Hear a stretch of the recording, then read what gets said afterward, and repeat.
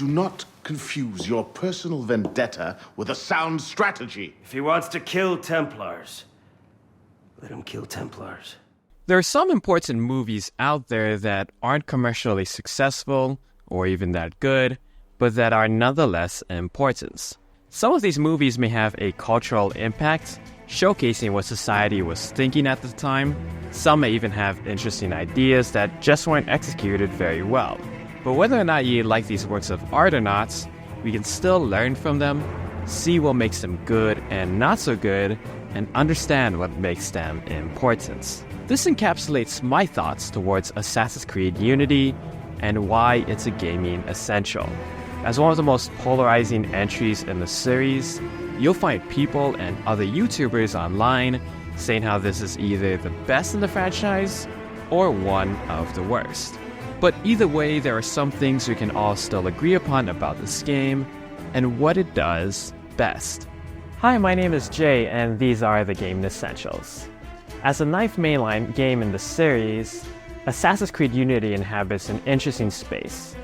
It was at a time when the series was trying to branch out and take itself in a bold new direction. But it was also at a time when the series was holding on to remnants of the past. It's within this context that Assassin's Creed Unity was created. In many ways, this game serves as the turning point for the series. While future titles like Assassin's Creed Origins and Assassin's Creed Odyssey would later find success with more role-playing-like elements, larger open worlds, and a bigger emphasis on exploration, you can see those ideas taking shape here in this game. Yet, Assassin's Creed Unity still upholds the pillars of the past, including climbing, social stealth, and combat.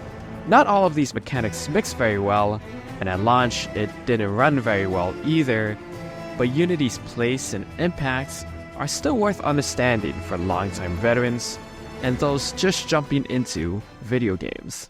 So whether or not you've joined in on the French Revolution dozens of times before, or are looking to take a leap of faith into one of the more overlooked games in the franchise, join me as I talk about why Assassin's Creed Unity is a gaming essential.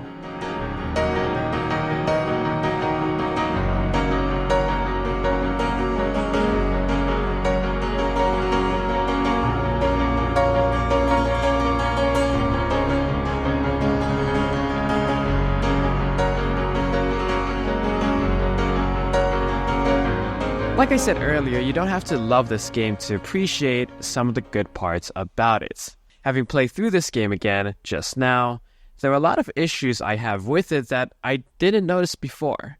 This video isn't just my nostalgia talking, but it's a good opportunity to see the great heights the series was able to achieve and where it veered off course.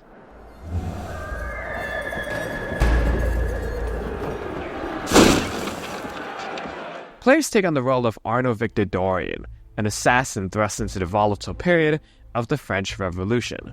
Born into the Assassin Brotherhood, but raised by Templar, Arnaud is crossed with two paths. But when he chooses the life of an assassin, he must also work together and ally himself with opposing Templar, childhood friend and love interest, Elise.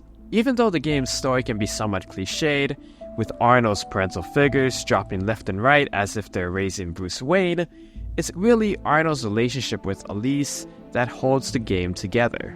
You seem to have caused quite a commotion. Well, what can I say? You were always a bad influence. But it's Assassin's Creed Unity's gameplay that most people talk about, and for good reason. Starting with social stealth, this is one of the more impressive aspects when coming back to Unity. Crowds gather in revolts, forming at cathedrals, banquets, and cafes. This allows Arnaud to slip in and get into places unnoticed. In many ways, these large crowds, bigger than the ones in the past, feel like what the series envisioned all along.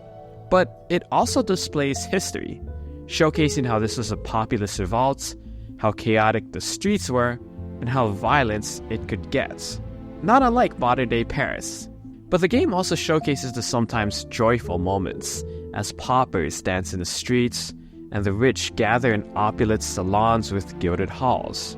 It all makes for a technical marvel, as players can run from crowded executions to the rooms of the wealthy, to the poor ghettos, all without encountering a loading screen.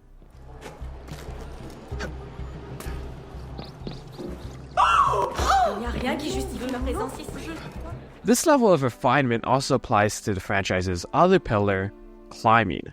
If you look at the early games, you'll notice that freerunning and climbing can be very rigid, with movements excelling in going up, but restricted when going down and sideways. But in Assassin's Creed Unity, players are given more freedom of movements and control, with speed and acceleration in all directions.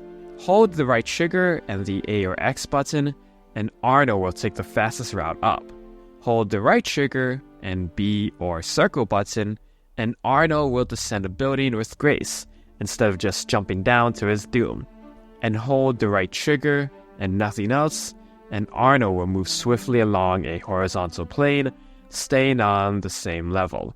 The result is an assassin that doesn't just climb across rooftops, but one that glides.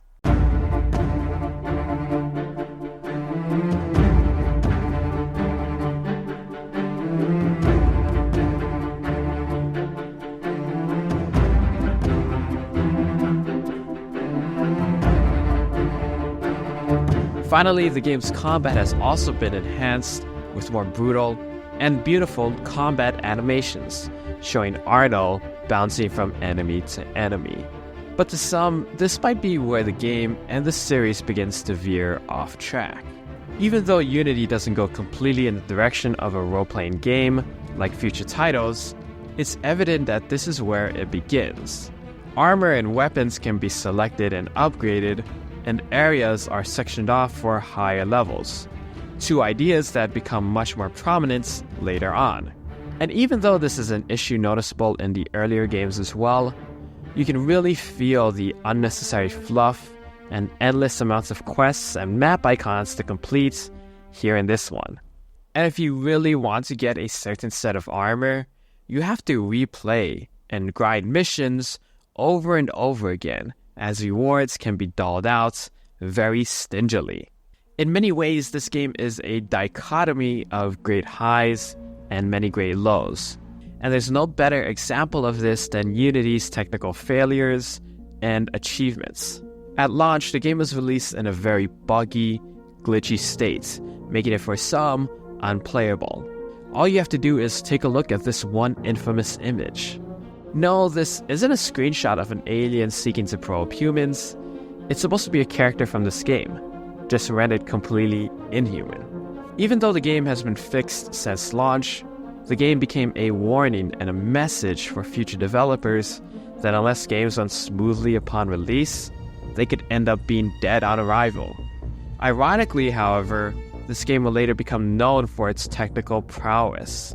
Whether it be the game's large crowds, its impressive recreation of French architecture, or even its trove of encyclopedic knowledge, there is an amazing level of technical mastery here that shows why fans fell in love with this series in the first place. Whether it be climbing the iconic spirals of the Notre Dame Cathedral, blending in with the revolts of the people, or meeting and killing real and historic individuals, Assassin's Creed Unity is a technical powerhouse that deserves re-examination. This is a gaming essential not because it's a perfect game, but because it's imperfect. It's emblematic of all of the series' greatest strengths, but also shows a few of the reasons why it's declined over the years. Whether or not you're completely immersed in the gaming world, or are completely brand new to it, understanding gaming history, much like real-world history, is about learning from the mistakes and the triumphs of the past.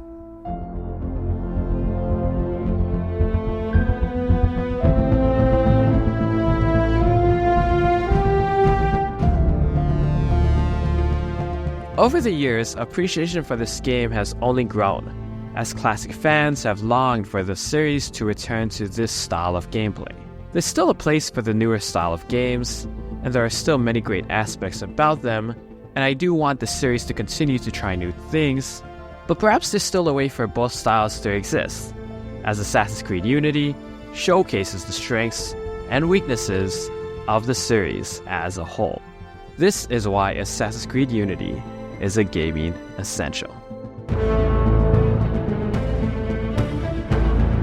For more on the Assassin's Creed series, check out my video on why Assassin's Creed 2 is a gaming essential. And come back soon for my review on Assassin's Creed Shadows. And be sure to subscribe for even more on the best that video games have to offer.